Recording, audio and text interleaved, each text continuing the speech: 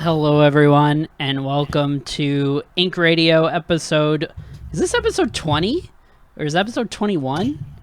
The title says 21. Yeah, dude, Yeah. episode 21. Damn. Sorry, apparently everything's dying as soon as I open this. I have no idea what's going on right now. That's a good sign. Oh, Yeah, this is already terrible. great. Especially considering Alright. I think Kendall left. I don't even know where he is now. He fell. This is a perfect start. This is an amazing start. It's a great start, man. It was a great weekend, so it had to end in disaster on a Tuesday for us. So All right, there we go. How it goes. Yeah. So how's everyone? How's everyone doing today? I know that Nine and Walkie, you guys just came back from SNS. Me and Kendall, we just sat at home and watched it. So guys, I guess we'll get right into it. Tell me how SNS was. Walkie, go ahead. I'm very tired. That's about it. Yeah. I mean, what do you want me to start with? The tournament or the experience? Let's start with the experience. We'll get into the games after.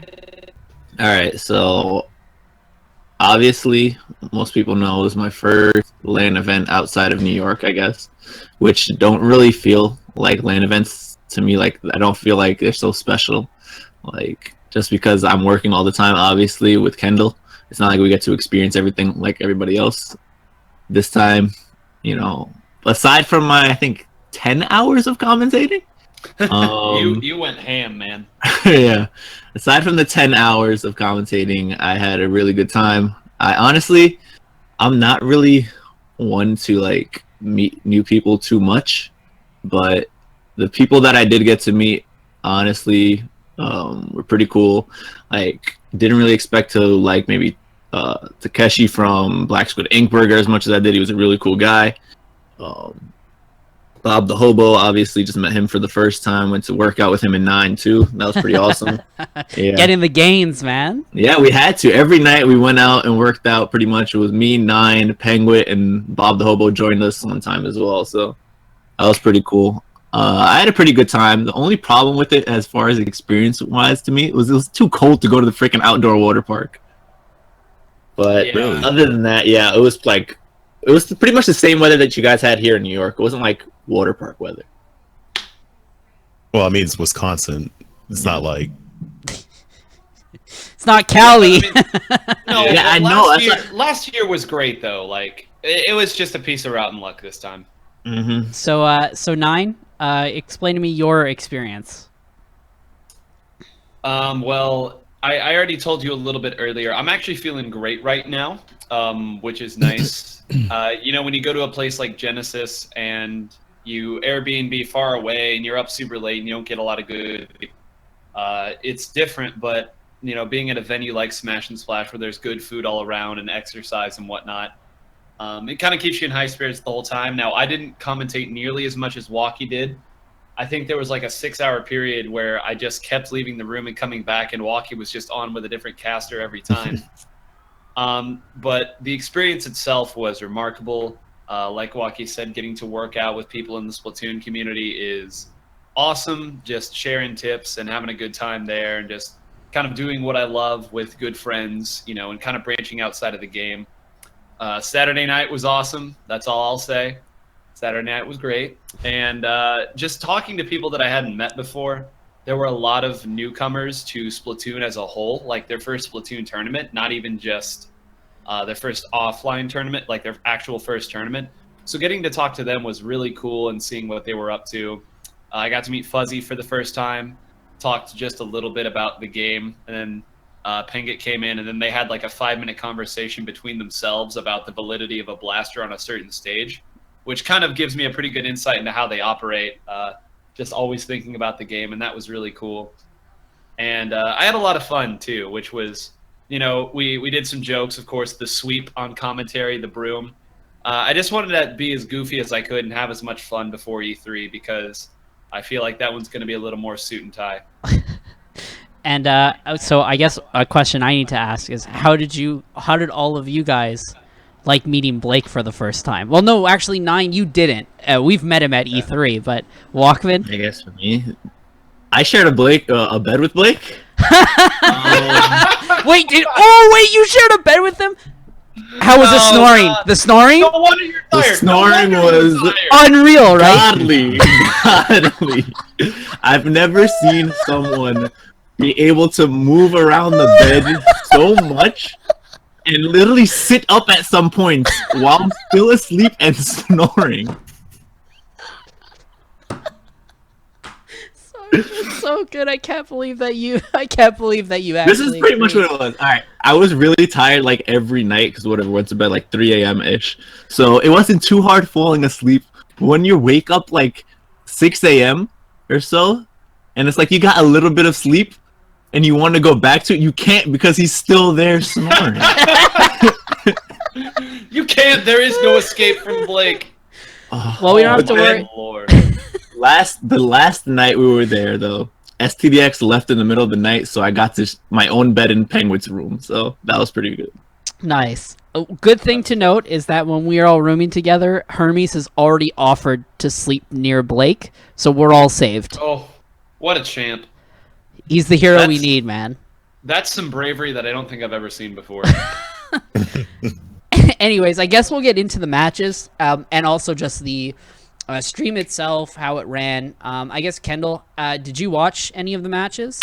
Yeah, mostly I watched majority of day 1, day 2. Not day Day 3? three. No, I had a wedding to go to, so it was my best friend's wedding, so I'm sorry that trumps everything. Oh, come on. Poor excuse. I'm kidding. Oh, come on. Jeez. Like, But first day was fun. Just like being able to watch everything, see everything go down. Of course, Twitch chat is Twitch chat. Just being able to experience like what everybody was going through. Seeing on obviously like, and there were some good games for like day. I think it was like just day 1 in general, and then seeing day 2. I don't remember them all because it was a lot, and I was like falling in and out of sleep for a lot of them. So it was just cool seeing everybody, and I honestly I really did enjoy the at night stream with Putz and Melissa, and then they put Sammy on, and Trevor went on, and it was just a lot. So it looked like everybody had fun. It was enjoyable to watch. Like you could tell that everybody was enjoying their whole entire time there from just watching from the stream. So I really wish I got to experience it. The only thing I got to see on day 2 was grand finals. I mean day 3. So all right. that was fun. So you got to watch like 30 seconds.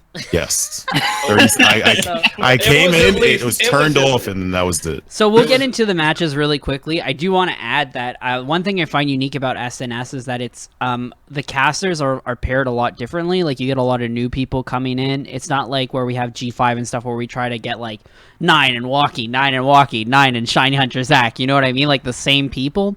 You do get a variety for good or for worse, but it's kind of like the testing grounds in a way of like the LAN side of it, right? Like BNS is kind of our way to get you into casting, and like EGTV's way is like SNS is the way to go, right? For both times. Isn't it 9 you got introduced by SNS?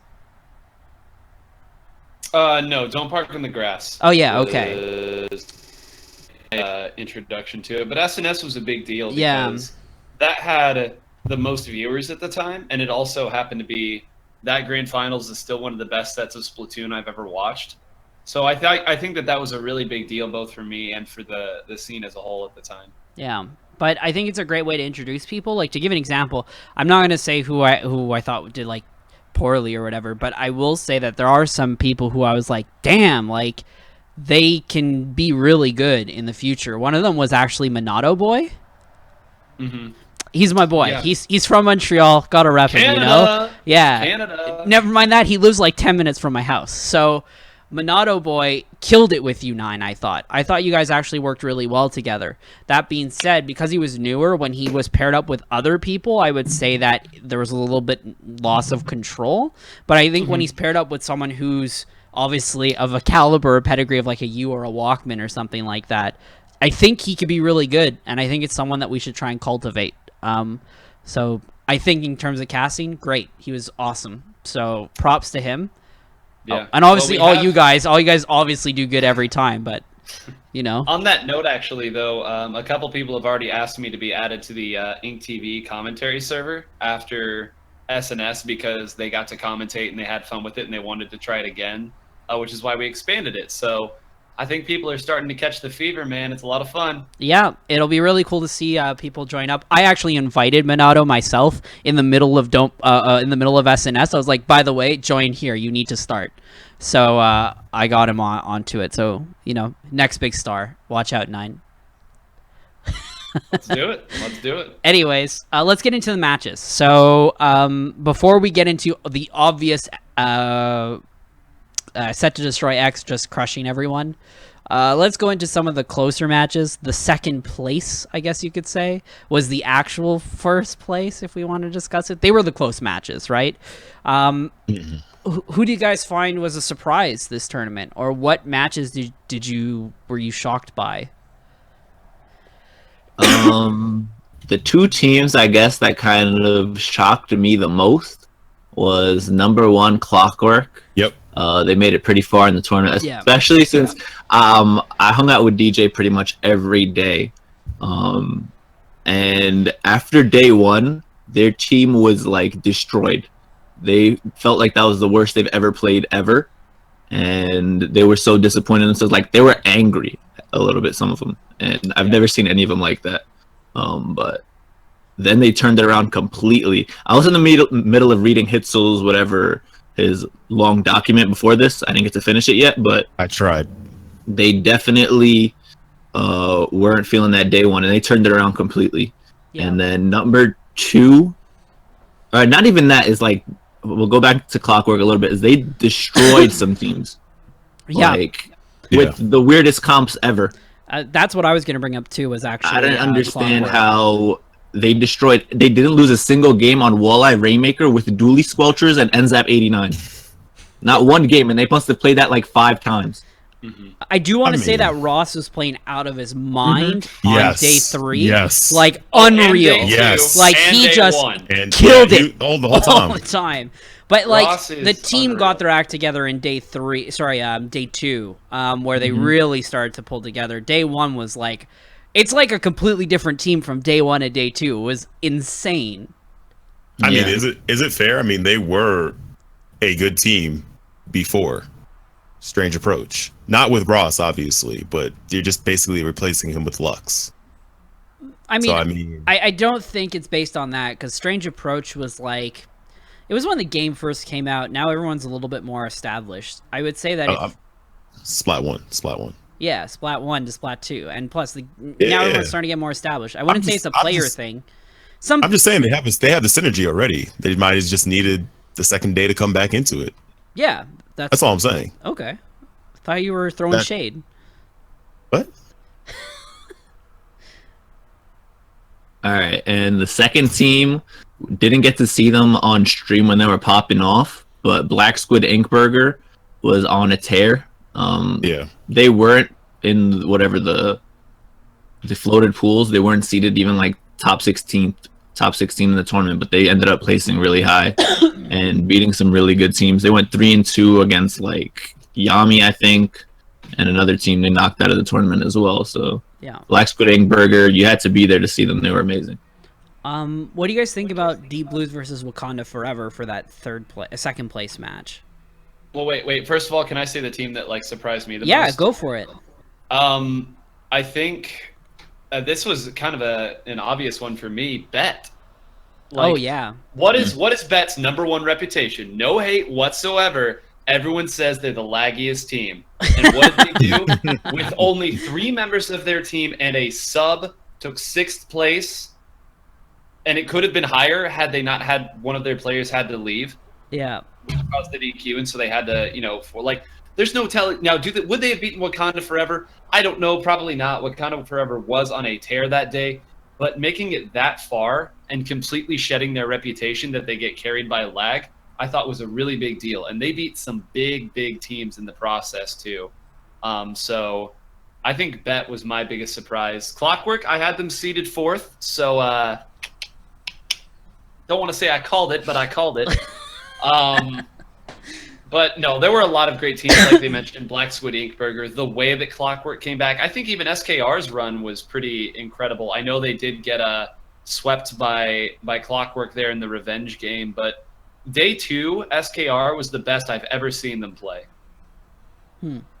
So that's the team that I wanted to throw it up to. But go ahead. You were talking about Deep Blues versus Wakanda Forever. So that was the second and third place match for the double elimin losers, right?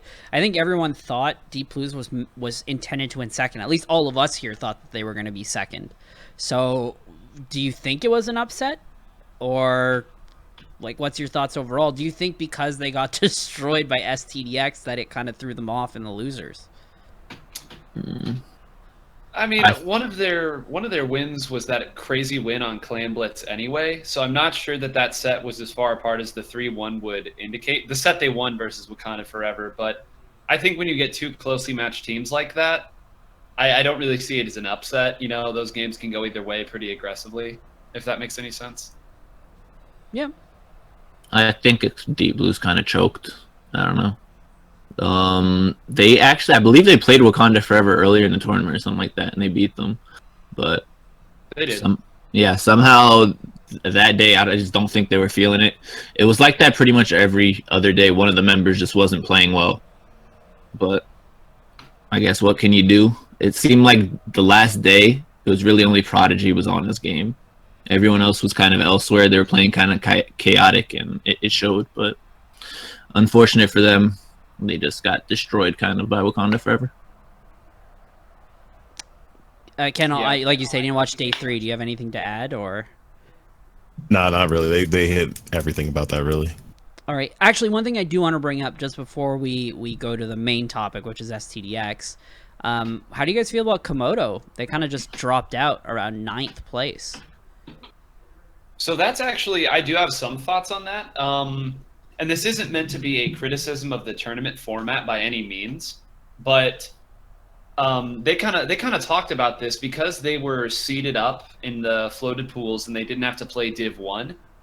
Clockwork, so Komodo was waiting basically for Clockwork, who got 3 3-0s on their way up and got to build up their momentum and figure out what weapons were working and what wasn't.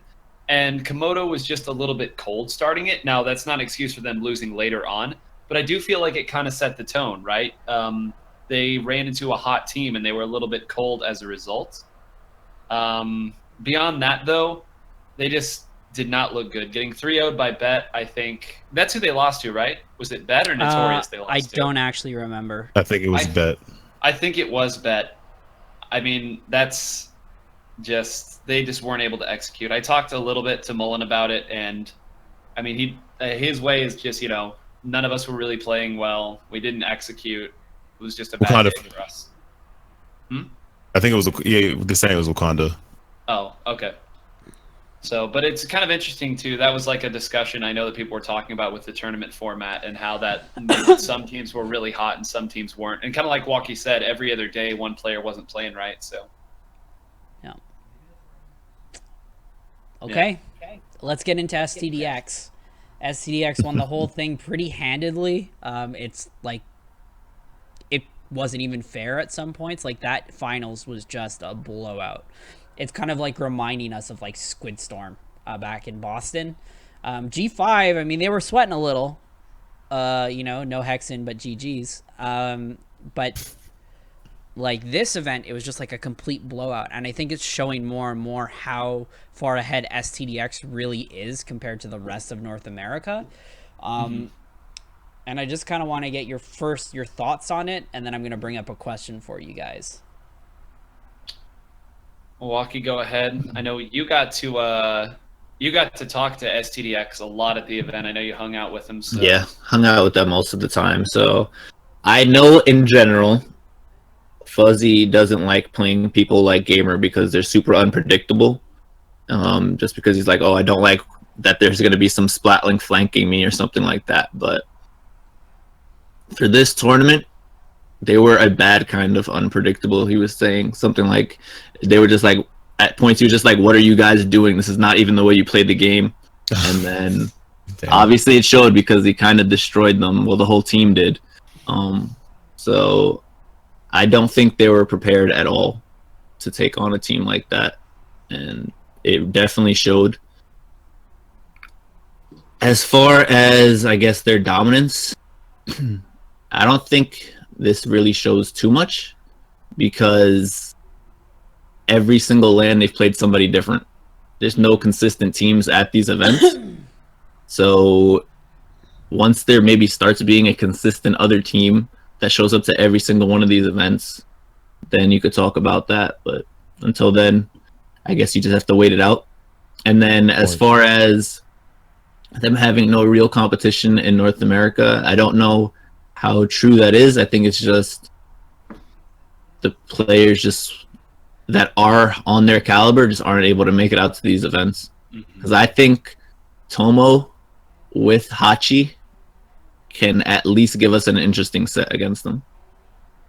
Yeah, that's actually a really good point that, you know, they have had to play somebody else every time because other teams aren't able to consistently make it out at the same rate. And, you know, they win the online event. They won the online event pretty handily too. But did any of you get to see my interview with Hexen? At the event we couldn't hear, so no. Okay. So I got to interview Hexen a little bit, and I talked to him a little bit before and after the event as well. And he was pretty brief with all of his answers, but I remember one thing that he said was more or less that he thinks that you know, they just understand the game better than other teams that come through, and that they always have the right idea of what they need to do. And I think that, you know, winning over so many different events, so many different modes, dropping in a loser's bracket, adapting and coming back, I think that just showcases what they do. I think they're the most versatile team as well. This time it wasn't even Hexen that was flexing. What did Fuzzy play? Like 10 different weapons? I think the final count was 12. Yeah, he tweeted it. Like crazy different amounts of weapons that allowed them to really kind of play however they wanted to across all the different maps and modes because they just, you know, understand the game. But Hexen also said that they didn't really practice a ton for this event. They didn't practice for this event at all. Yeah, they mostly just focused on E3 and practicing with Kyo for that team and getting ready for that. So understanding the game better than most teams is probably a bit of an understatement. So thank you to Hexen for the humility. But I think it just shows how far we have to go to catch up to it. I agree. I think there could be some interesting sets from if a team was able to get like all of their players out, but I don't think we'll even get to that point. I don't think there's another team who could consistently get all of their people out to lands like STDX can. So I think it's a moot point.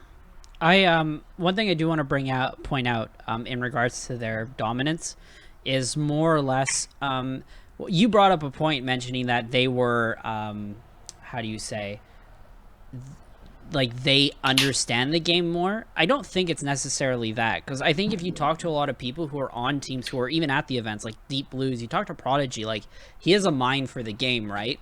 What I think STDX does better than every other team is that they listen to each other really well,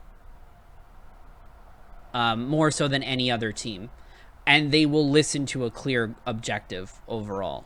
I think that it's like the whole idea is like if you're going to go on an idea, you go all in on that idea. Like the worst thing you can do is hesitate, and I think that that's what they don't do, is they don't hesitate at all. They make a decision and they go with it. And I think that's what they have over other teams, is they don't hesitate on any decision they make. Just a couple points on that, and back to what Nine said earlier about how they didn't practice for this one at all. The last time they played with Kiver as a 4-man squad was back at Beacon, they told me. That was the last time they played as a 4-man squad before this event. They've only been playing with Kyo since, and then whoever was on their team for the US Inkling Open. But what you just said about how they listen to each other and stuff like that, I think mostly it comes down to every other team. They just have some big flaws. Like, you think about, I guess, the second place team, Wakanda Forever. They're never going to be able to have the call-outs and coordination that STDX has, because some of those players, and first of all, are just quiet. Some of them are not shot callers in the first place, or leaders. Like, not to call anyone out, but DJ, he's a phenomenal player. like the one on Wakanda Forever, but he's a really quiet kid. He hardly ever talks, so that's probably got to mess up callouts a little bit. Same with Deep Blues. Umbre's not the biggest talker in the world. He's not shy or anything, but sometimes he's just in the game playing his blaster, directing people, but callouts aren't there. So every team has some big weaknesses that just STDX doesn't have. All of them are able to talk.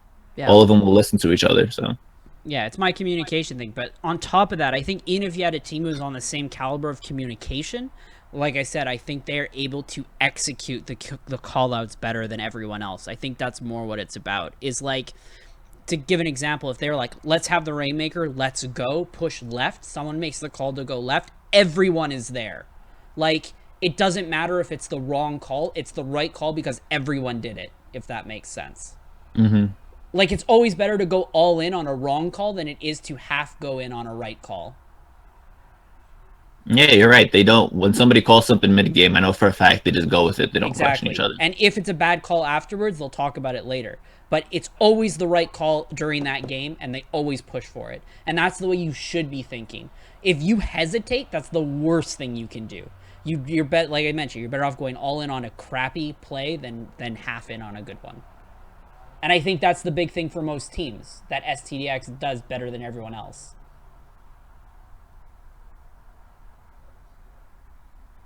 I don't know, anyone have anything to add? You guys seem like all stunned. No. I mean, it's not stunned. It's just, you know, you could go on for hours and hours talking about what STDX does better than other teams, and everything that you said would be right. Yeah.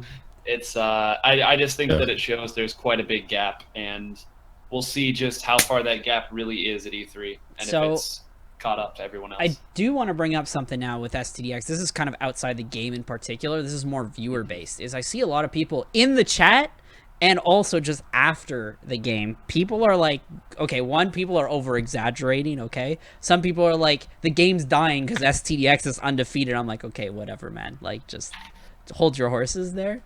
But some people are saying that because STDX is winning all the time, it's like discouraging people from wanting to enter it or play. And I just kind of want to get your guys' thoughts on it. Do you think STDX constantly winning is a bad thing? Do you think it's a good thing? Or like, are you just neutral towards it? You know, I want to get your thoughts on them being that. And also, for some reason, they're being portrayed as the bad guys, even though no one really communicates with them. You know what I mean? Everyone says they're the bad guys. The last point right there, how they're the bad guys or whatever, is so overblown. Like, it's not even funny. I mean, I joked about it at the very beginning. Every player, like, Kimmer is like the nicest guy in the world. Nicest person ever. Austin Penguin as well. So like, yeah, Austin and Kimmer are like the nicest dudes ever. Hexen, if you actually talk to Hexen, he's like a super chill dude. He's one of my favorite dudes when I talk to him in person. Not gonna lie, Hexen, I'm gonna call you out right now. If I talk to you online, I fucking hate you. But in person, I love you to death, man. So yeah, him and I were in the water park together, whatever, I think it was day 3. And I mean, we had a great time. He's a good dude. Like, honestly, if you like really talk to him, I'm sure the people who do watch his stream know, like, all right, sometimes he yells and stuff like that, but he's still a good dude. Yeah, like same with Fuzzy too. Like they're kind of like similar. I really like Hexen. So overall, they're not bad guys. I did joke about it at the very beginning of Splatoon 2. I'm like, yeah, they're the bad guys, but like, I didn't think it'd get to this point. They're overall nice guys. But I think the reason why they're considered like bad guys is, one, I think now that Fuzzy's on the team, he kind of brings that attitude a little bit to it. And two, I think that it's just because they're winning. I think if you're just constantly the winner, people just give, like, in their own mind, they perceive them as bad guys. Not so much that they are. It's just because they win. I mean, Kendall brought it up earlier, man. The Warriors. How many people hate the Warriors? Oh, I hate the Warriors. Who, like, 4 years ago, didn't care about the Warriors. And I loved the Warriors 4 years ago. Now I hate them. Yeah, exactly. I hate them so much. See, like, to answer your point on, like, it being a bad thing, do I think it's bad, or do I think it's good, or do I think it's neutral? I'm neutral towards it because everyone's going to, I think it's, regardless of bad or good, it is what's happening, and it will continue to happen unless, you know, somebody steps up and does something about it. But people are going to draw whatever they want from it. It was a big deal in Smash 4 when Zero was inning everything because it brought so many eyes to the scene. There were bounties put up, and everyone was forced to step their game up to keep up with Zero.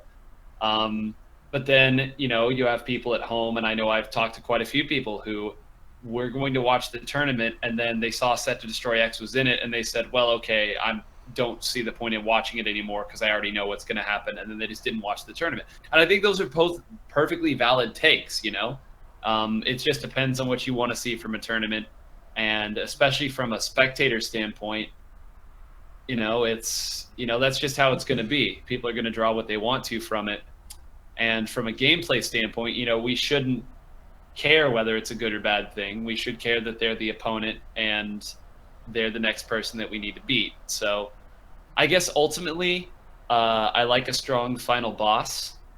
So I guess if I had to pick good or bad, I'd say it's a good thing. But I would like it if the next set wasn't a sweep. That's my way to put it.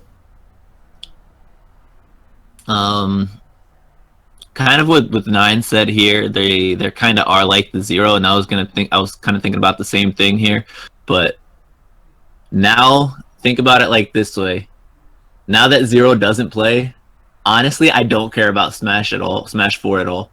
I actually started watching more because of it. No, I literally, if you win, I'm like, would you really won if the best player out there was playing? And that's what it comes down to. If STDX wasn't there, is it really mean anything? Like, you beat a team that they would have 4-0'd, probably. Yeah, I mean, but you're under the perspective of, like, how do I explain it? You're like the hardcore guy. Like, I think we're all universal in saying that we like watching STDX because we like watching how they play. Like, they're so much different in terms of, like, just how they move compared to everyone else in the North American scene. And I think that is something interesting to watch, regardless if it's a sweep. So we all kind of come from that. But from a casual viewer who just kind of comes in and watches things go forward, they may not catch that and just be like, they're always winning, Mm-hmm. And like you said, it does depend, and it just depends on what you want to see from your... I mean, it just depends on what you want to see. Like, the numbers and statistics show dynasties are good for professional sports. Yep. Like, people tune in to see dynasties. People tune in to see dynasties get beat. People talk about dynasties. This is a dynasty. So, ultimately, I think it's good. Like, look at all the press that Red Bull article got. You think if people were trading tournaments all, like, back and forth, we would have gotten an article? No, we wouldn't have.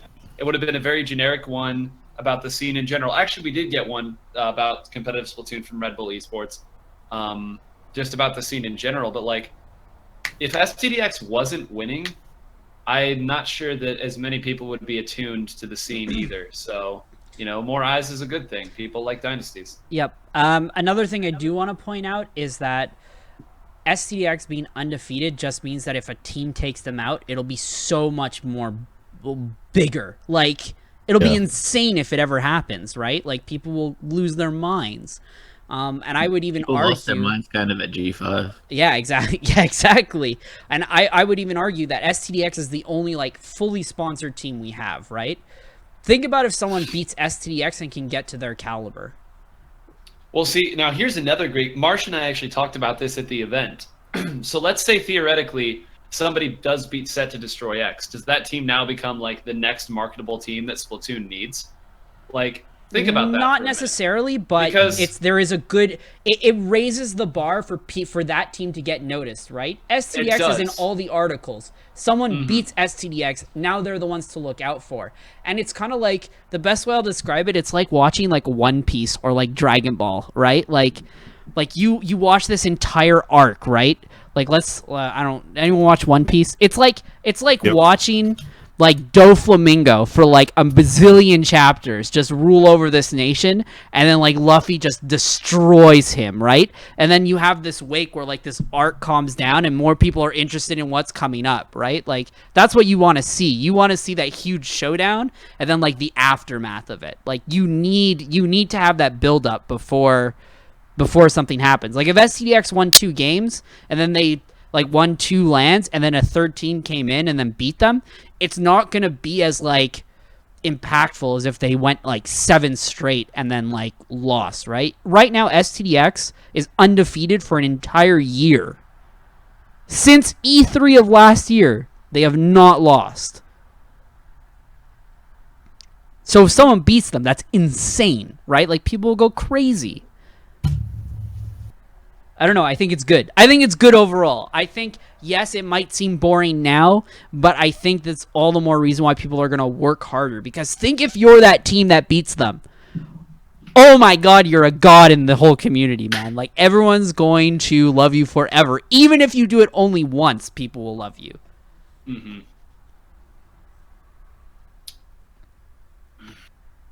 All right. Actually, Next. one more thing I do want to point out is people calling them bad boys is also a good thing.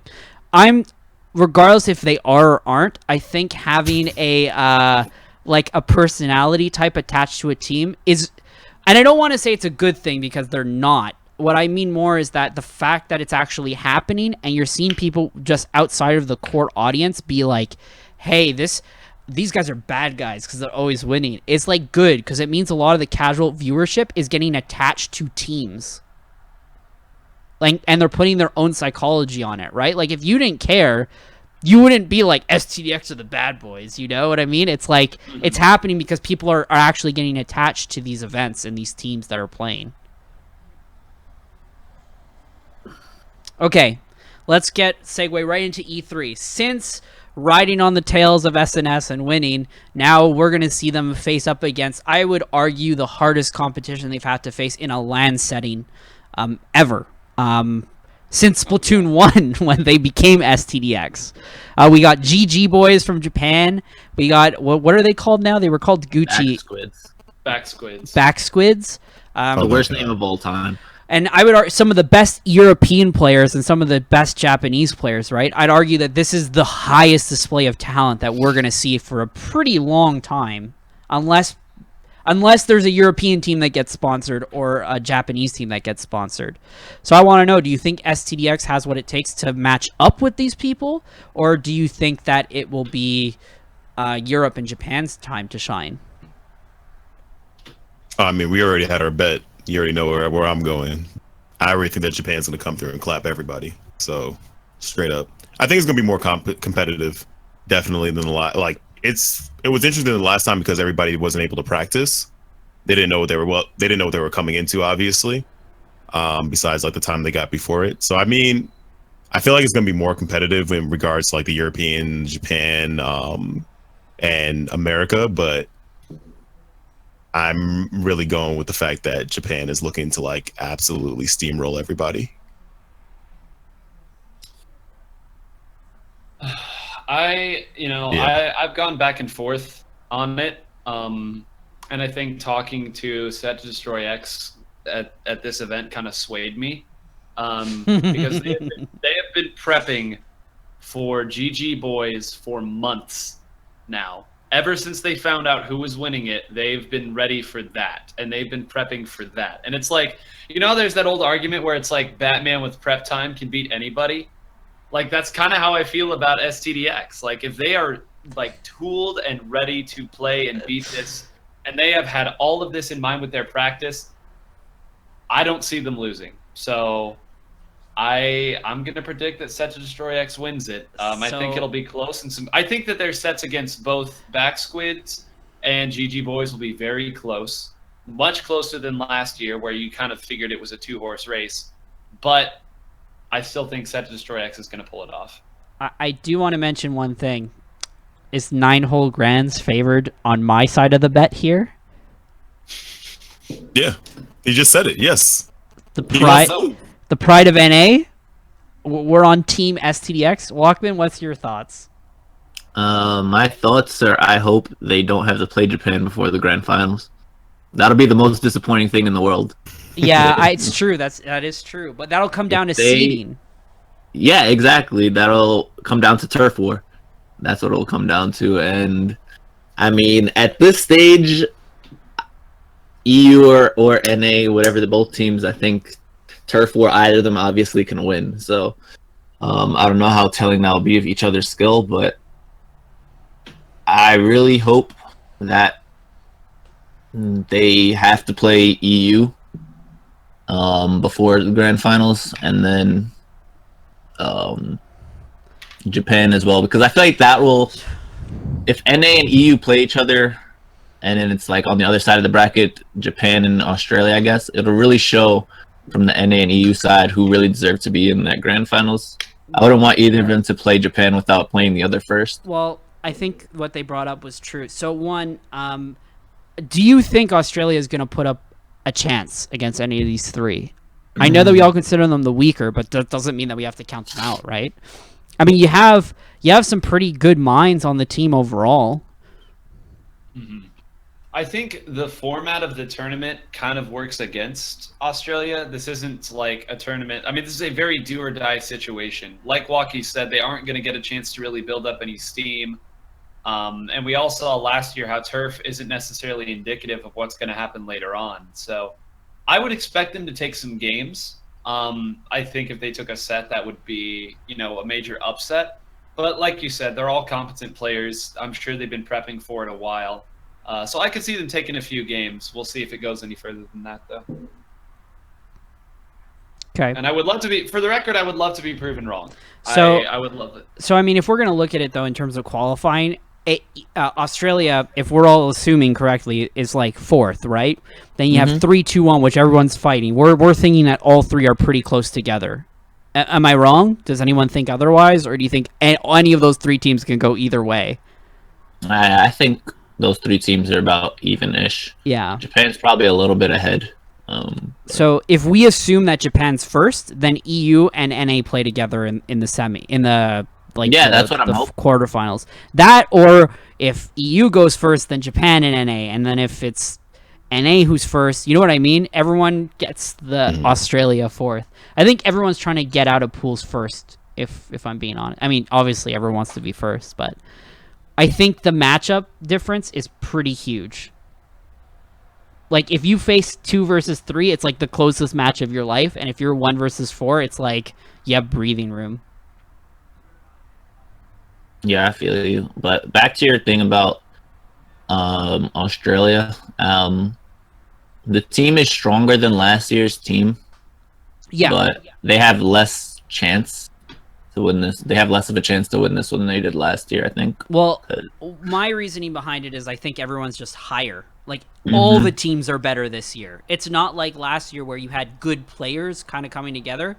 The whole skill level's gone up. Like, Australia, yes, they got an upgrade, but you have like all of Japan, Europe, and NA who got like this huge upgrade from last year as well. Yeah. Like, even as far as the Australian players, they're good players, but they don't play nearly as much as these other guys. Yeah. Not nearly as much. And it's going to show, I guess.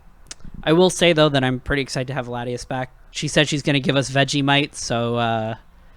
she probably plays the most on that Australian team, yeah. So... I mean, I see her at BNS every week, so... She's got to pop off. Yep. But I'm excited to see her. She's going to give us some Australian candies, so look forward to that. Anyways, going into that, with the rule set that was finally announced for the E3 tournament, this is kind of one of the bigger things that people have been talking about lately. So first, I'll bring up just kind of the minor things. It's going to be a Turf War qualifier. It's basically the same thing as it was from the original E3. So Turf War... something was written in the rules. It said something like if it's 1-1, the higher seed goes through, but who's the higher seed? If it's 1-1, the team who won game 1 gets the higher seed. Oh, okay, that's what it means. Sorry, I totally glanced through it. Okay, that makes more sense. But the biggest thing is more that secondary abilities are disabled. And I kind of want to get your guys' thoughts on that. I think we all think exactly the same.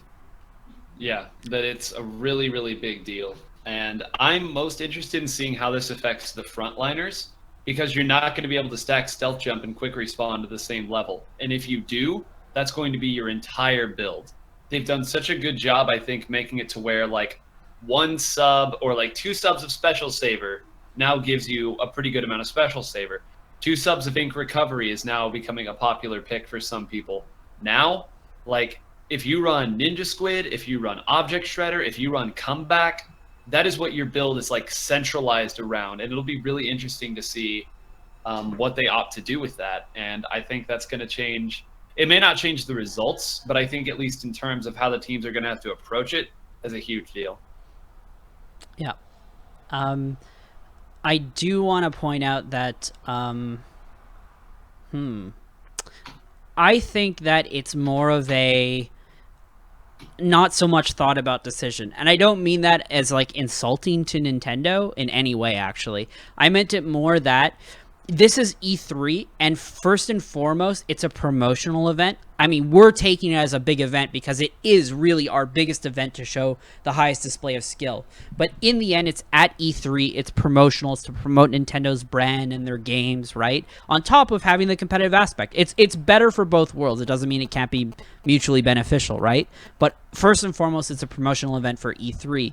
So they need to make sure that there's literally no problems whatsoever, right? Everything needs to be perfect at this event.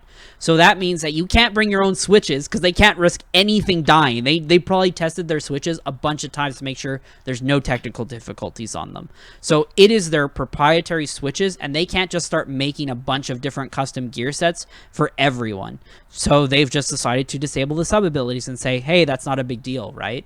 So I think it's not as thoughtful of, we're disabling it because that's the way it is. It was done that way at Koshin in Japan, so they figured that's probably the best rule set to go for. So I don't know. I can't think anything more of it than I don't think it was like out of malice. It was just they did what they could with what they had. I think it's a pretty bad decision, obviously, like all of you guys. Like Nine was saying, I think it completely destroys the way people have been playing the game, kind of. Because most of the sets, I like, think about it, like, if you want stealth jump, that's one of your gear down. Then come back on the other side, that's another gear down. You have one other main that you can use, that's it. That means you're probably going to throw maybe quick respawn on there. And then let's say for your 10 attack, right, that's your set. You're not going to have the special power up for your inkjet that everybody knows is so amazing. You're not going to have the quick super jump to get away from this Stingray. It's just wasn't, as you mentioned, it just wasn't thought about. Like, I think they just think that, I guess, gear isn't as important, which is kind of stupid because that's kind of what they made the game around. I do want to clarify. I don't think that it wasn't thought about in the sense of what you're saying. I think it was really thought about, and I think at the end of the day, it's a promotional event. So they decided that out of making sure nothing goes wrong, there's absolutely no problems, everything's above the board, they decided to eliminate sub-abilities to make it the fairest playing field possible. Because you can't bring your own gear sets in. I mean, the fairest playing field possible is not eliminating some weapons from even being played. There's some weapons like Splatling. That's 3 mains of run speed right there. You have nothing else. Because of the way they made this rule set. I mean, it's just kind of disgusting to the way people have been learning to play the game. I mean, yeah. But I don't think that you should expect the organizers to think that far into it. I don't know. Maybe I'm too like. I mean, but you're right. It is a promotional event. It's not a tournament. It is. It's just. Isn't it? It's not. I'm saying like it's not for competitive. It's not supposed to be competitive. Isn't it it's just supposed to be like, woo, it's there. Sorry? Isn't it just consistency? In all honesty, it's been like this for. Well, that's more what I was gonna say. Is I think it's just more. We have all chosen to play with sub abilities, and now we're removing sub abilities. You can't not choose to play with sub abilities in their ranked modes. Well, yeah, exactly. You can choose it in private battles, but you can't do it. Exactly. You can't choose it in the way they put out the game out there. No, I'm just saying every single majority of the Nintendo tournaments have been like one sub abilities. Like that's what they've done for like their lands, obviously. Yeah, I know for a fact that's what it is. They don't want people to use their own switches, obviously, for hacking. But I mean, end of the day, like you're telling me you couldn't. There's not 8 switches in your room in your Nintendo house with unlocked gear. Well, actually, what I'm surprised someone about has is damn unlocked gear. Can't they just use the amiibo? Like, can't you just store your stuff on the amiibo? Like, I'm surprised they didn't allow that, right? I don't know. Because to me, hold on. Nintendo, hire me, okay? Watch this. I'm going to blow everyone's mind, okay? This is what you do, okay? Hold on. I'm going to totally present this whole idea. So everyone comes on stage. They bring their amiibo. They show it off. They tap it on the Switch on the main screen. The gear pops up. Oh, look at this custom gear set. They have a little fashion show before they go on, showing off the players' avatars. They get into the game. You know what I mean? You get the whole gear set. You see that there's sub-abilities that exist. You get to show off the amiibo functionality. Damn, if that doesn't make you want to buy Splatoon and an amiibo, I don't know what will. Right? You can hack amiibo. Yeah, I was about to say that. You can still hack that. But it's one gear set. I can totally go it's use one Splat gear hack set, right now. though. It's one gear set. The way they should do it, though, is like, I'm sure they have the capability to put any gear they want in the damn game. They probably can. That's it. They can still use the damn amiibo. They can literally have them the day before in rehearsal be like, all right, select what gear you want, put it on this amiibo, we're going to make you good to go. That's all they have to do. Yeah, but anyways, I'm just saying that to me would be like the best of both worlds to get that marketing in, you know? But anyways, in the end, I don't fully agree that it's full promotional. Like I said, I do think this is the highest display of skill we're going to see. But there are some limitations to it. Like we said, no subs. So, yep. Anyone want to have some closing thoughts on this? Hold it. Sorry? I find it interesting. I find it interesting that they have, like, I think in the semifinals or something, it's like 2 tower control sets, and they just it's weird that they started off with that one as the one I guess that they're gonna have 2 of. Yeah, I was a little surprised that it was tower control too. Maybe they're saving splat zones for grand finals. That could be. I hope it's not Rainmaker or Clambless. Maybe they're gonna throw in this extra mode or whatever the hell. So it is. yeah, okay, hold on. This is what I was That'd gonna be bring up. hilarious. Okay, I want to point out that they didn't announce the grand final maps or modes. No one knows what they are except for the TC. Wow. Yeah, but then if they did that, right? If they were gonna have, instead of in the grand finals, all right, it's a best of 5 with the new mode for all 5 modes being played at once. Why didn't they just use splat zones for the semifinals? Like, why didn't they use that twice? And it's not even like, to me, oh, because splat zones is the best mode. It's literally the first mode there. You literally skipped over it on purpose. I think hold on. Here's my I play the corporate person so perfectly here, okay? I think it's because it doesn't appeal to the casual audience because Splat Zones is too similar to Turf War, but Tower Control shows the variety in the game and the modes that you can play, Walkman. No, man, fuck that. They want Japan to get their revenge at Splatoon. They should have put in Splat Zones twice. So you're saying If that I they're don't see rigging it Splat for Zones- NA to win? Wow. If they don't put splat zones twice in grand finals or something, it's their own fault that they lose. Anyways, so people have been saying that because the grand finals don't have a set map list, people haven't been able to prepare before the event. But my personal thought to it is they're going to announce some new maps and they're going to play them on there, or they'll show a new mode like what Nine was saying. I think that there is a high chance of those happening, and that's why they're not announced. Dang, getting a little worried, man. I might actually lose this bet if they do that foolishness. Nah, they're to me, it's like a 75% chance we're seeing that new mode at E3. You never know, man. This is like the perfect time to like. This is the perfect time to show It's the off perfect stuff. I'm time. just saying. It's the It's a perfect time really- to show some news that'll shock the Oh, world. second, they're all going to be playable Octolings. We didn't think about that, but they're going to show off those Octolings. It's going to be Octolings versus Inklings. Mark my words. Also, just like, I don't know how important of an aspect this is, the day of their rehearsal is the same day as, I guess, the time that they're supposed to reveal the news that shocked the world. So it could be the mode that they have to prepare for from then on. I think that knowing that there is that new mode now, I think all the the stars have kind of aligned for it to be that way, but we'll see. We'll see. All you can say. So yeah, I just want to say I got that corporate mindset, guys, man. I can get behind everything Nintendo's doing. Totally get it. Except for the amiibo. You should really put amiibos down. Actually, oh my god, I called it. They're going to place Octoling amiibos. Oh my god, why don't I even think about that? Nah, what I want is little amiibos of each player. I want my little Hexen amiibo. I want a little Hexen amiibo with his freaking finger guns, whatever the hell his emote is. I don't know. That'd be pretty damn That actually cool. be kind of cool.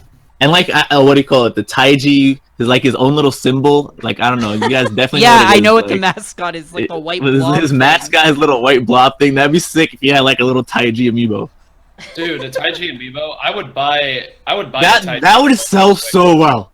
Well, he's already got a whole line of merch that already sells well. So imagine if like each team had one like amiibo, like little amiibo thing that you could buy. Like I don't know who everybody would designate for each team, but that would be amazing to just see like one little persona. All right. Well, thanks for Future for that. He asked that in Ink TV. We were going to talk about it, but since he's the first person who brought up that information, I'm going to shout it out to him. So Future, thank you. We're going to get into some viewer questions. So Z-Stars, back at it again. He was gone for a couple of weeks, and now he's back with the solid questions. Yes. He came to ask, what kind of announcements are you expecting to come out of E3 next week regarding Splatoon 2? I mean, we kind of talked about this, but we'll be more precise. Any possibility of an NA Splatoon 2 league or any kind of monetary support for the scene? Possibility? No. I guess there's always a possibility. We haven't really been given any reason to think that they would invest in like a full league. I don't know. Maybe there's always a chance, but I don't know. That'd be awesome, but my answer is no until I hear otherwise. All right, go ahead, you guys. I have the perfect answer for this. So of course you do. Of course you do. No, they're not doing the league. That'd be crazy, but I can never see that happening. Yeah, I don't see it happening either. I don't know. Especially, I guess, with Smash Brothers, if they're gonna do anything monetary, it's gonna go to that first. Definitely. Mm-hmm. Mm. And the other thing is, I mean, we all know how protective Nintendo is of their brand. So if there was going to be a league, I'm almost certain that it would be one that they would run themselves. And I think that just makes it all the more unlikely. But I agree, any monetary league or support is going to go towards Smash first. And if that's popular enough, maybe. Yeah, so I will say with this in particular is, yeah, I agree with kind of what you were saying. If they were to single-handedly run a league, I would say that they will probably do it themselves because they want that control. They don't want other people to have the control of their brand in a way. And it's understandable, right? If you're the one putting the money up for it, you better be the one who's also running it, right?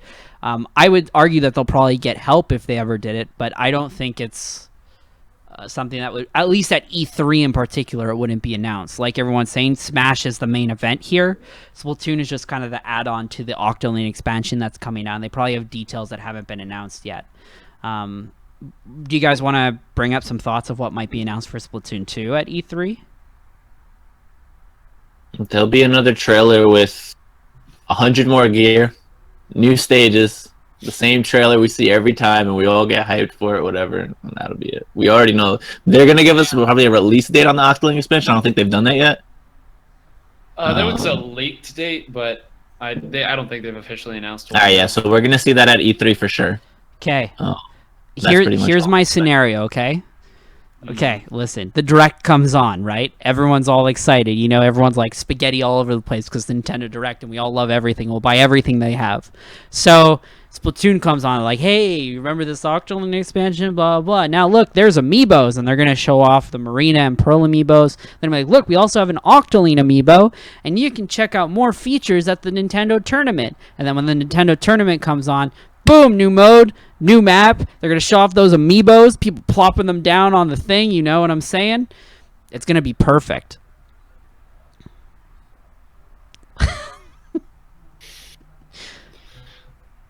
That's a winner. Yeah, man. Oh, yeah. Everything's going to be announced there. We're going to be at E3, all four of us, and we see just Spoon talking to freaking like Nintendo executive trying to pitch his little sales pitch over Exactly. Yo, He's like, Corey, picture this. Yeah, I'm gonna security guards coming and like pulling him away. And he's like, no, wait. Let me tell you about what you can do with your amiibos. So he gets thrown out of the room. Why didn't you mention the amiibo functionality? It was totally a lost opportunity. We're all gonna lose our reserve seating because of this guy. Yep. Oh, it's gonna be great. Anyways, someone's saying that they want to see my reactions to the direct. Actually, my reactions to the direct will probably be pretty like calm, because I like look at all the leaks and all this on all the stuff before E3, so I'm very tame when I come into conferences. Mm-hmm. All right. Next question from Z Stars again. Being the premier Splatoon 2 commentator, this is for you, Nine, by the way. Being the premier Splatoon 2 commentator, how do you prepare yourself for commentating an event like E3? How do you compose yourself as to not outshine the other professional commentators? I mean, that's a very humble brag that he thinks you're the best there, Nine. I was gonna thank you first of all for the kind words. I appreciate it, and prepping for it, you kind of have to. So I'm going into it with a very similar mentality as I went into the U.S. Canada Inkling Open. First of all, understanding trying to talk to people from different teams and understand their mentality towards the game and their style that they use to kind of play. See if there's any marketable techniques, because an event like this is not about. I'm not trying to commentate to the diehard Splatoon fans who already know the frame data and know all of the tournament results. That's not who I'm here for. That's not who this tournament is aimed at, though that is who will be watching a lot of it. My goal is to find what makes teams unique, find out what's good about what they're doing, and break that down into bite-sized chunks so that if that happens in the game, we can go back and refer to it.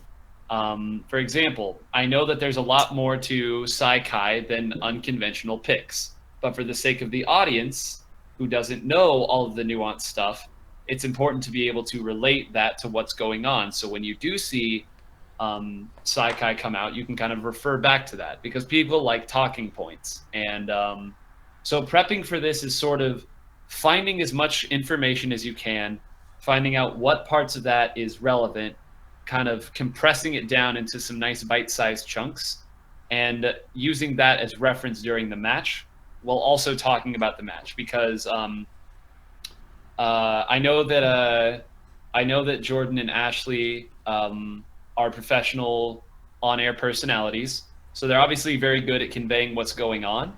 So my job is to take it one step deeper and kind of relate it back to a more technical side without going in too deep, because the vast majority of our viewers for E3 aren't going to care about jargon, and they may never watch another Splatoon event in their life. So it's a matter of getting them in and engaging them while they're still here, and talking too in depth about it is not going to do that. It's just going to be lost on them, and it takes way too long too. And with especially 3 people casting, my biggest, not even like worry, but the thing, I've never casted with 3 people outside of a Black and Spoon. So I think one thing, and that's not this type of event. right, exactly. So this time I'm even further taking that concept and kind of compressing what I think or want to say down even more, to kind of keep the flow going between all 3 people who are talking. Because if anyone is dominating, you know, it's not going to go well. It's like 2-person commentary. If one person is saying everything, it's not good. So I guess those are the things I'm looking at. I'm, of course, doing as much research as I can, reading up on everything, and asking a lot of people a lot of questions. So yep. There you go. And again, thank you for the kind words. It does mean a lot to hear. So I have a question. I'll ask 2 more questions, I think, or well, maybe 3. So the second one's from Rockseed _tweets. He says, "Does rank really show the skill of a player?"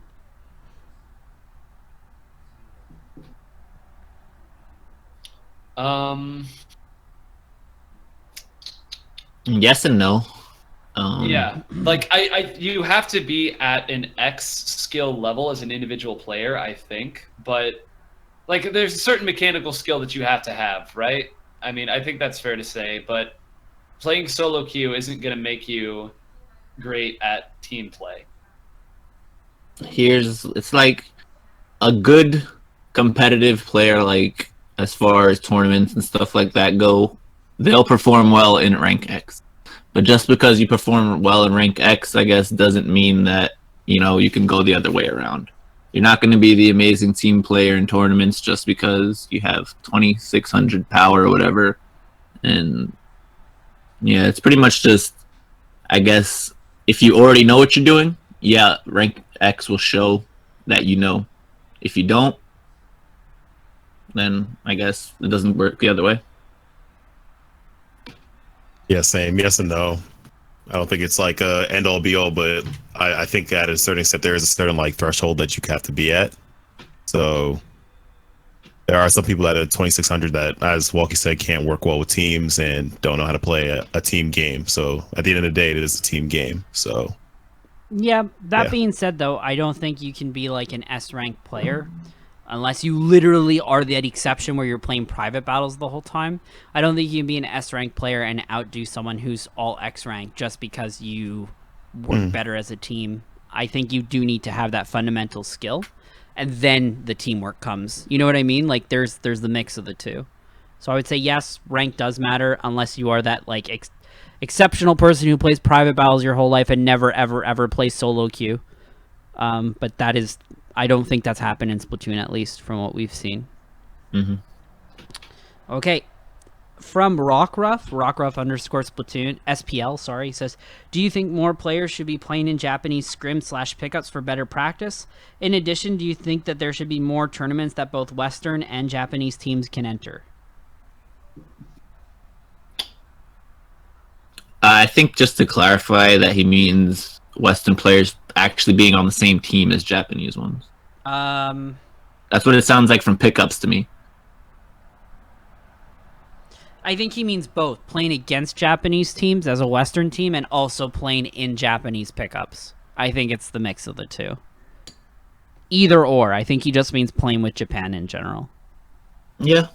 I mean, it doesn't hurt. You're going to learn more things, especially if you're on the same team with them and are somehow able to communicate.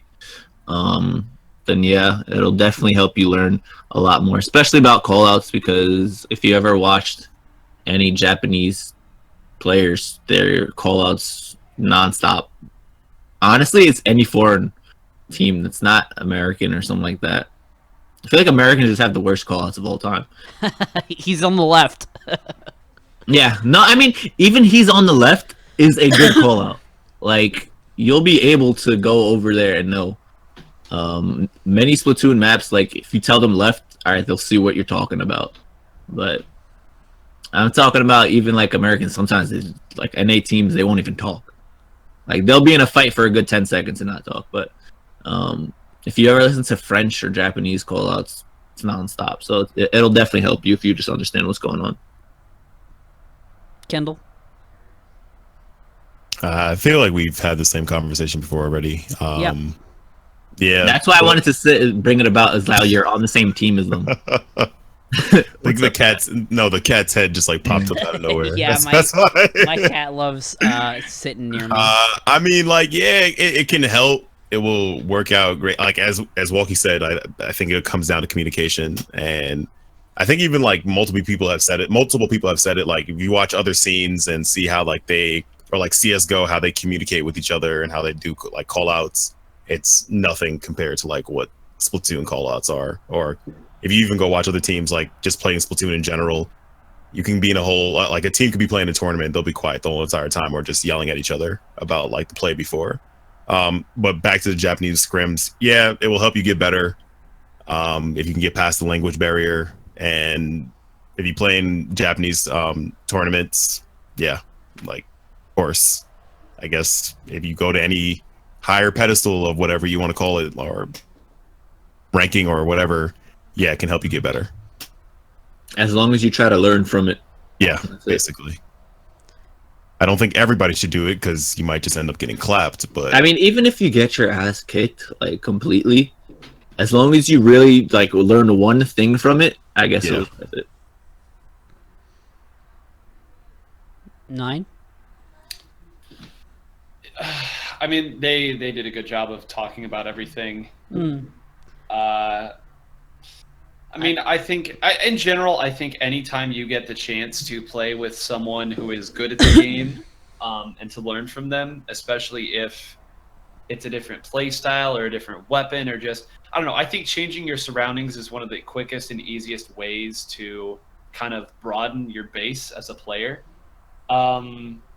So the answer is yes. There should be, I think that'd be really cool. And I think there are plenty of willing people. It's just a matter of, connecting those people and finding those people and then going through any barriers they may be, whether it's language or time zone or whatever. But yeah, I think it'd be beneficial as a whole. So I think we all agree that yes, of course, it's beneficial. There's just more of a player base that is at a higher level than we are, just in terms of volume of people playing the game in general. So yes. That being said, though, it's not as simple as just saying yes. It's a time zone difference. It's a language barrier. It's not the easiest thing in the world to just get into. So I'd say, yeah, of course, we all think it's a good idea, but is it the most feasible for everyone?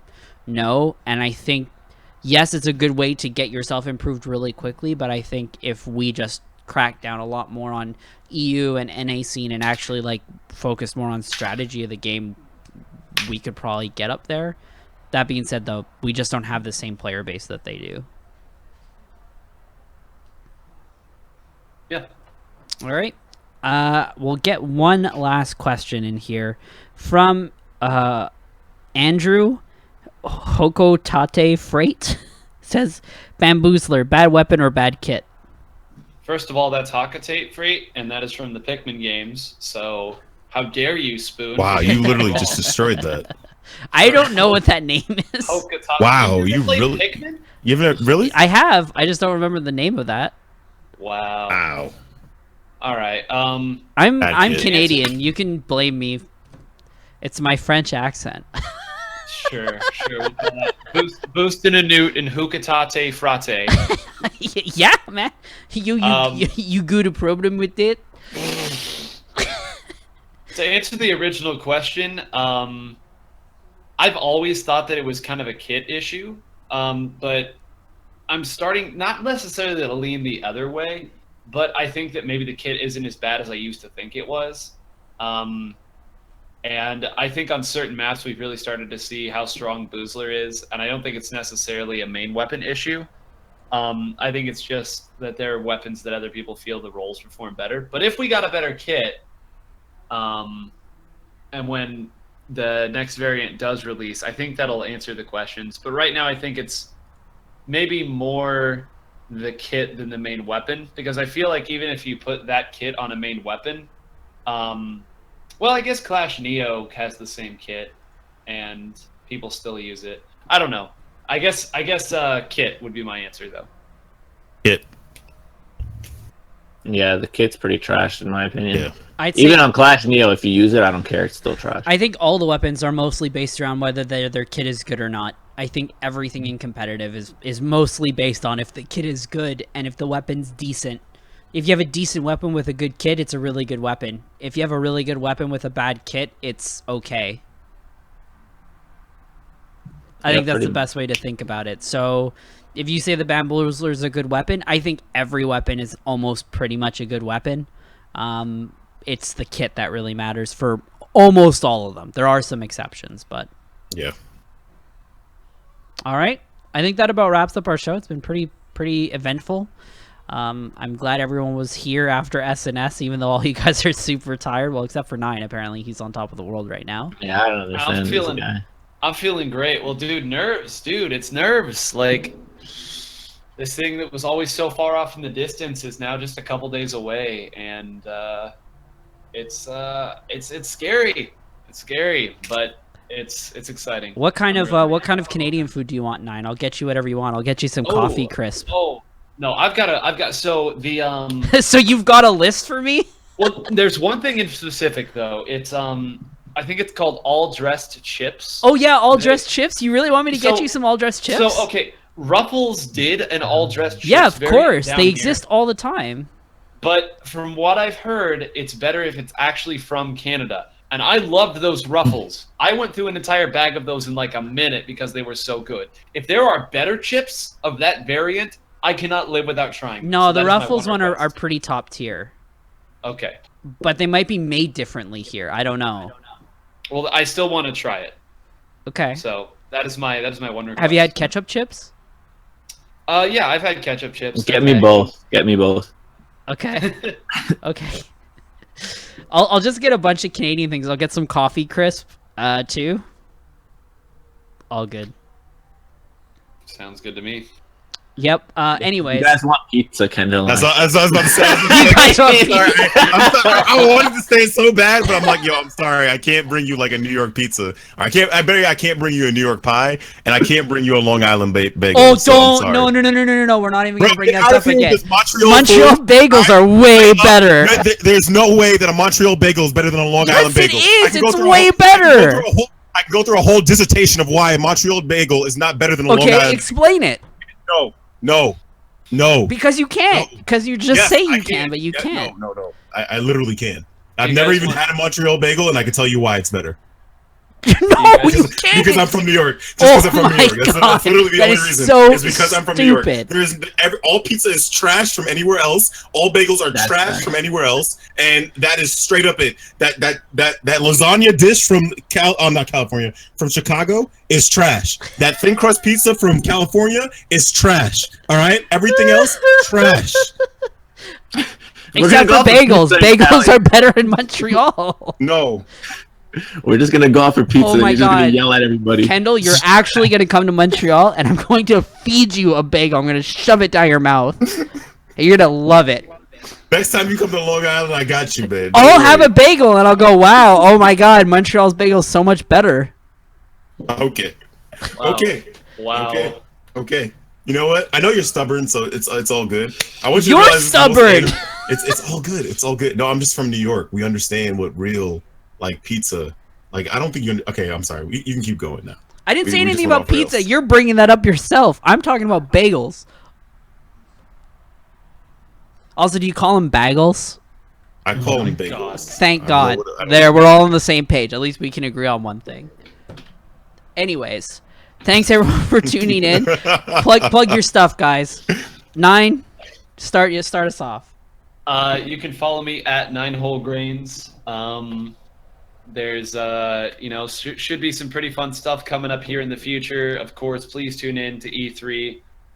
Putting in a lot of work for that. Really been excited for it. Going to give it my best. So, everyone in chat's probably planning on watching anyway. But if my begging you to watch it sways even one more person to watch it, please do.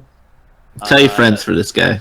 Yeah, seriously though, tell your friends, get as many people to watch this as we can. It's going to be a really big deal. I think we can hit 200,000 plus viewers for this event, and that would be a really, really exciting number to hit. So let's go for that. And that's pretty much it. I'm going to have some big announcements in the near future, but I think that's about all I've got for now.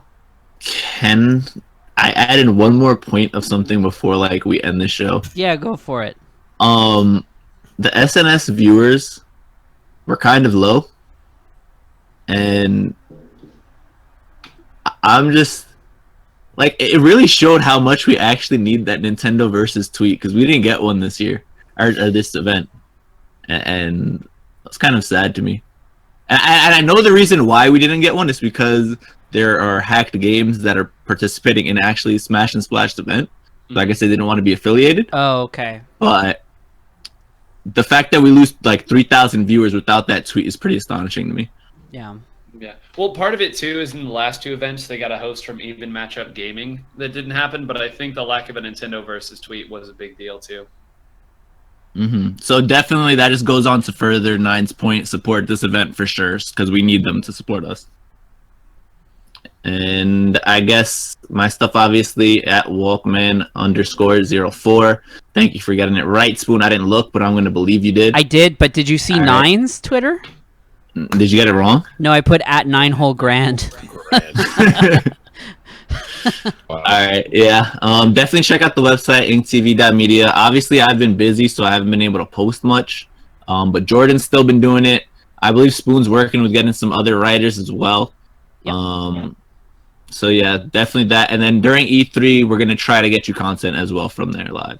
Yeah, actually, just to give a reference to the website, we have Zion of Arcadia, who has an article that we're going to post up pretty soon. He's actually in the chat all the time here. He has a really good article that we really, really like. It's going to come out pretty soon. So, yeah, look forward to that. It's really, really cool. I'm not going to spoil it for anyone. You can just go look at it when it goes live. Yeah, go ahead, Kendall. Follow me on Twitch, Negus _, where I will tell you why New York Bagel is better than every other bagel in the world. And on top of that, if you like money, but you're afraid of those teams that are just going to take it all away from you, you should definitely join up on GSM Elite, where you have a possibility of actually winning some type of money back from playing in it. But yeah, definitely sign up for GSM Elite and look out for anything else that we have coming up soon. So that's it for me. Okay, I'm going to add a plug to you, Kendall, because clearly you don't understand your own plugs too. Look forward to Kendall at E3. I'm going to work him to the bone since I got him a flight there with his Twitch chat. So basically what's going to happen is he's just going to work the whole time. He's going to do interviews. He's going to be the host of Ink TV. No, I'm kidding. But he's going to enjoy himself. I'm ready to do whatever, But Kendall will be on at least some form of it, so that he gets some exposure here. So we're going to do that. I can't wait. In all honesty, I can't wait. And I'm still very, very, very thankful for everything, seriously. Also, help, one thing I do want to add is we all actually just booked our Smash reservations. So we're all going to play Smash, and we'll tell you about our thoughts about playing Smash as well. And afterwards. I believe since we all booked at the same time, at least the three of us will be versing each other. Yeah, me, Walkman, and I mean, that makes at least one of us will maybe win. Yeah, it's true. Maybe. Me, Walkman, and Kendall, all three of us are playing at the same time on the For Glory. So we picked the competitive mode. Blake picked the next day for super casual baby mode. So, good for him. He can tell us how that is. How does it feel to know that for a few days, you guys are going to be some of the top players in the world for Smash 5? You can get to say that. You can say that. You could be like, yeah, I'm one of the top 500 people in the world at this game, or however it is. I'm going to convince one of the pro players that are there to verse me just so I can maybe beat them. That's I really wanted that. You see the list of people they invited, dude? They brought everybody. There are so many good players that are going to be there. It's going to be great to see how they play. Yeah. So, so I'll plug. Go watch Ink TV this week. We're going to be pretty light on articles, but we'll try and get as much content as we can for E3. Like I said, we're hoping we can get some player interviews with a lot of the teams. Maybe get some feel of the E3 floor for you guys. Maybe some vlogs. We do have a plan. It looks like the location we're at has decent internet, so we're looking to potentially stream every night that we're there, or at least every couple of nights, just to give you guys a recap of what we did. And yeah, just look forward to it. I can't guarantee everything, but I can guarantee that we'll try to get these things for you guys. So yeah, look forward to that. And support our Patreon. Oh yeah, so yeah, we also have a Patreon. If you donate to the Patreon, it goes directly to prize pools that we have. Also, donating to us in other ways also helps that. Subscribing to our channel also helps that as well. To give an example, Thursday we have BNS. Right now there is no prize pool, so help us out and get a prize pool going so that way people are incentivized to play in it. This week is also it's Splat Zone, so everyone's favorite. So if you guys want to see Splat Zones and get people going in, sign up to the Patreon, sub to the channel, or just straight up donate if you want. So yeah, I think that's it for me. So see you guys later. Can you tell me where the hope has gone?